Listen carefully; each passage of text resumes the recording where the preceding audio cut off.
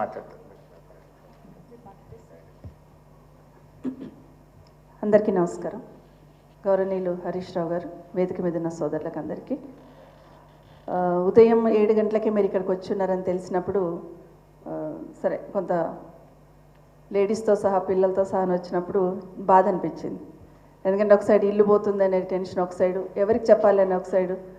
ఖచ్చితంగా భవన్కి వెళ్తే ఇక్కడ మాకు భరోసా దక్కుతుందని ఇంత దూరం వచ్చిన మీకు అందరికీ ఆ భరోసా ఖచ్చితంగా కేసీఆర్ గారి నాయకత్వంలో మీకు ఇవ్వడం జరుగుతుందని మీకు అందరికీ మనవి చేస్తా ఉన్నాను. నిన్న సాయంత్రం నేను మాట్లాడుతున్నా, మా బాబు నేను మీ వాళ్ళతో కొంతమందితో మాట్లాడాను, నేను ఒక 2-3 నేను చెప్పాను కూడా, టెన్షన్ పడకండి, మిమ్మల్ని అట్లా అంత ఈజీగా మీ దగ్గరికి వస్తే మేము చూస్తూ ఊరుకోము. కేసీఆర్ గారు ఖచ్చితంగా మాకు ఒక డైరెక్షన్ ఇచ్చారు. అన్ని పద్ధతిగా ఉన్నప్పుడు వాళ్ళ మీద దౌర్జన్యం, ప్రభుత్వమే దౌర్జన్యం చేస్తుంటే మనం చూస్తే ఎట్లా ఊరుకుంటాము. ఖచ్చితంగా వాళ్ళకి భరోసా ఇవ్వాలి. అది లీగల్గా పోతామా లేకపోతే ఫిజికల్గా అక్కడ పోయి నిల్చుంటామా, వాళ్ళకి మాత్రం భరోసా ఇవ్వాల్సిందే మనం అని చెప్పినారని నిన్న కూడా మాట్లాడాను. మీరు ఇక్కడికి వచ్చారు. హరీష్ రావు గారు చెప్పినట్టు మేమందరం కూడా ఒకసారి అక్కడికి వస్తాం. ఖచ్చితంగా నాకు ఆ ప్రాంతం అంతా తెలుసు, గల్లీ గల్లీ తెలుసు నాకు ఆ ఏరియా అంతా. సో గల్లీ గల్లీ తెలుసు మనకు ఆ ఏరియా అంతా. కాబట్టి మీకు ఇబ్బంది రాకుండా చూసుకోవడానికి ఉంటాం అనేది ఒకసారి మీకు అందరికీ మనవి చేస్తున్నాం. మీరు చెప్పింది మళ్ళీ నేను రిపీట్ చేయను, హరీష్ రావు గారు చెప్పింది కూడా రిపీట్ చేయను. కానీ మీరు ఏ టైంలో అక్కడికి వచ్చినారు, ఎంత ఇబ్బంది పడితే అక్కడ మీరు వచ్చినప్పుడు అయితే మెయిన్ రోడ్ కూడా చిన్నగా ఉండింది. అసలు చెట్లన్నీ దగ్గరకు ఉండి యాక్సిడెంట్స్ అవుతూ ఒక వెహికల్ వస్తే ఇంకొక వెహికల్ రాని పరిస్థితులలో ఉన్న పరిస్థితి చూస్తున్నాం. మీరు వచ్చినప్పుడు డ్రింకింగ్ వాటర్ కూడా చక్కగా లేదు అక్కడ. అప్పుడు అలాంటి టైంలో ఇవన్నీ ఇబ్బందులు ఎదుర్కొని మీరు ఇప్పుడు తను అన్నారు కదా, ఇప్పుడు కాస్త రిలాక్స్ ఉన్నామమ్మా, అప్పులు కొంచెం పోయాను కొంతమంది, ఇంకా కట్టాలమ్మా మేము అప్పులు కట్టాల్సిన అవసరం ఉందని కొంతమంది మా ఆడబిడ్డలు ఏడుస్తూ ఉన్నారు. ఆ చెల్లి అయితే రాగానే మేము అక్రమదారులమని చూపిస్తున్నారు, మాకెందుకు ఆ ట్యాగ్ లైన్ అనేది బాధపడుతూ ఉంటే నిజంగా బాధ అనిపించింది. నిజంగా ఉదయం చూస్తూ ఉంటే టీవీలలో చూస్తూ ఉంటే అదే అనిపించింది. రాత్రంతా దొంగలు వచ్చి ఎక్కడ కొడతారని గతంలో పూర్వకాలం దొంగల కోసం కావాలి ఉండేవాళ్ళు. కానీ ఇప్పుడు ప్రభుత్వం ఎక్కడొచ్చి మీద పడి మమ్మల్ని కొట్టేస్తుందని భయంతో ఈరోజు బతుకుతున్న పరిస్థితి ఈరోజు రేవంత్ రెడ్డి గారు తీసుకొచ్చారు.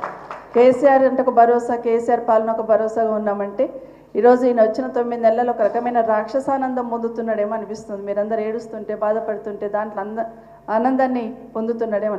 నిజంగానైనా మిమ్మల్ని ఇల్లీగల్గా కట్టున్నారు, బఫర్లో కట్టినారని ప్రశ్నిస్తున్న ముఖ్యమంత్రి గారు, మీ ఇల్లే చెరువులో ఉంది, ముందు అది తీసుకొని రండి, వచ్చి వీళ్ళకి సమాధానం చెప్పాలి. ఎందుకంటే మీ కొడంగల్లోనే మీరు చెరువు కుంటలు కట్టి ఉన్నారు, దానికి సమాధానం చెప్పకుండా ఇక్కడ వచ్చి వీళ్ళ మీద పడి మీరు ఇది చేస్తున్నారని మాట్లాడడం కరెక్ట్ కాదు. తప్పకుండా మేము పార్టీ తరఫున మీకు అండగా ఉంటాం. అర్ధరాత్రి అయినా కూడా మీరు ఫోన్ చేసినా మా బాబు ఉంటాడు, నేను ఉంటాను, పార్టీ తరఫున హరీష్ రావు గారు ఉంటారు, కేటీఆర్ గారు ఉంటారు, అందరం ఉంటాం. కాబట్టి మీరందరూ కూడా ధైర్యంగా ఉండండి. హరీష్ రావు గారు చెప్పినట్టు టెన్షన్ పడకండి, తొందరపడకండి.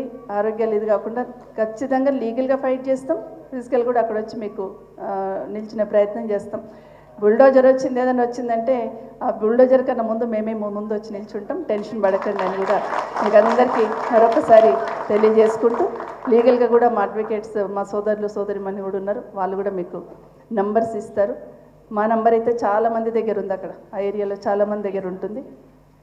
సో ఎప్పుడున్నా మేము భరోసా ఇస్తాం. మీరు కూడా 10 మందికి ఆ ధైర్యం ఇచ్చే ప్రయత్నం చేయండి. ఎందుకంటే నిజంగానే అన్ని పర్మిషన్స్ తీసుకొని కట్టుకున్న వాళ్ళకి ఇంత అరాచకం చేసే ప్రయత్నం చేస్తున్నారు. ఇంతకుముందు హరీష్ రావు గారు చెప్పినట్టు నిజంగానే పైన వాళ్ళ పెద్దలన్నా స్పందించాలి. నాకు ఏమర్థమైందంటే కేసీఆర్ గారు బాగా చేస్తున్నారు, ఒక ఇమేజ్ తీసుకొచ్చినారు హైదరాబాద్కి తెలంగాణకి. ఈ ఇమేజ్ని ఎట్లా డ్యామేజ్ చేయాలని కంకణం కట్టుకున్నట్టుగా అనిపిస్తుంది రేవంత్ రెడ్డి గారు. ఇక్కడున్న కంపెనీలన్నీ పక్కకి వెళ్ళిపోవాలి, ఇక్కడ ఉన్న వాళ్ళందరూ పక్కకి వెళ్ళిపోవాలి, ఇక్కడ డ్యామేజ్ కావాలని ప్రయత్నం చేసి ఒక విధ్వంసాన్ని సృష్టిస్తున్న ప్రయత్నం చేస్తున్నాడు. ఇది మనం అందరం చూస్తున్నాం. కానీ మీరు అందరు చదువుకున్న వాళ్ళు, మీకు అందరికీ ఆ ధైర్యం ఉంది. పోరాటం చేసి చేసి చేసి ఈ స్థాయికి ఎదిగున్నారు. మీరు మధ్యతరగతి వాళ్ళందరం ఏ విధంగా ఉంటాం అనేది అందరికీ తెలుసు. ఎన్ని కష్టాలు పడతాం, పిల్లల భవిష్యత్తు కోసం ఎన్ని రకాల సాక్రిఫైస్ చేస్తామో, ఎన్ని రకాల ఆలోచనలు చేస్తామనేది తెలుసు. బట్ ఇప్పుడు కూడా మీకు అదే భరోసా ఇస్తున్నాం. ధైర్యంగా ఉండండి, మీ వరకు ఎవరు రాకుండా ఉండాలి. ఖచ్చితంగా సమాధానం చెప్పాలి. హరీష్ రావు గారు చెప్పినట్టు నిజంగానే అందరినీ పిలిచి మాట్లాడితే, ఆల్ పార్టీని పిలిచి మాట్లాడితే దానికి ఒక కంక్లూజన్ అని వస్తుంది. ఇంతకుముందు అయ్యూబ్ చెప్పారు, ఎక్కడో అక్కడ వికారాబాద్ ఉంది, అక్కడ నుండి ఇక్కడ వరకు ఖాళీగా ఉంది కదా, అక్కడ బ్యూటిఫికేషన్ చేయొచ్చు కదా, ఇండ్ల మధ్యలో వచ్చి ఎందుకు చేస్తున్నాను. కేసీఆర్ గారు అదే ప్లాన్ చేశారు గతంలో. ఎక్కడైతే అవుట్స్కట్స్లో ఉందో, ఇండ్లు లేకుండా ఉందో అక్కడ బ్యూటిఫికేషన్ చేయాలని ప్లాన్ చేస్తున్నారు తప్పిస్తే ఇళ్ల మధ్యలో వచ్చి మిమ్మల్ని నట్టేట్ల ముంచి కట్టాలనే ఆలోచన లేకుండింది. కానీ ఈయనకేమో ఒక రకమైన రాక్షసానందం పొందుతూ ఉన్నాడు. ఖచ్చితంగా ధైర్యంగా ఉండండి, మీతో బీఆర్ఎస్ పార్టీ ఉంటుందని మీకు అందరికీ మనవి చేస్తున్నాను. ధన్యవాదాలు.